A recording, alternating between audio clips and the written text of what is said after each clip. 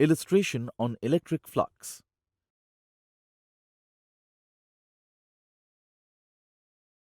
What is the electric flux passing through a disk of radius a due to a charge q placed on the axis on the disk at a distance x from the center of the disk? Consider a ring element of radius r and thickness dr on the disk. Area of the ring element dA is 2 pi r dr. At every point on this ring, the electric field has a magnitude equal to kq by r square plus x square, and it makes an angle theta with the normal to the surface. From this triangle, cos theta is equal to x by root over r square plus x square.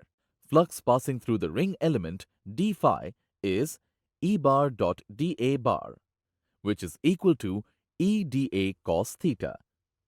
Substituting the values of E dA and cos theta gives d phi equal to kq pi x 2r dr by r square plus x square whole power 3 by 2. We shall integrate d phi from r equal to 0 to r equal to a to get the total flux. Substitute r square plus x square with t.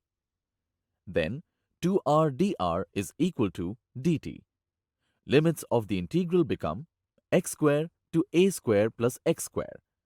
Upon integration and substitution of limits, phi is equal to 2k q pi x 1 by x minus 1 by root over a square plus x square.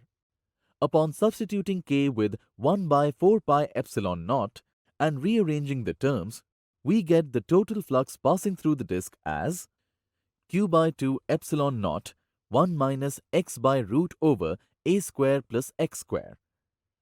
Alternatively, we can get the same result in a simple way by calculating the solid angle the disk makes at the point charge.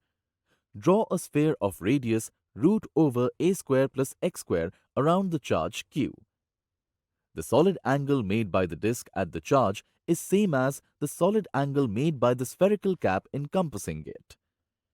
From the result of one of the illustrations on the solid angle made by the spherical cap at the center is 2 pi 1 minus cos theta. Cos theta is equal to x by root over a square plus x square. From Gauss's law, the flux passing through a solid angle omega is q by epsilon naught omega by 4 pi. Hence, the flux through the disk is equal to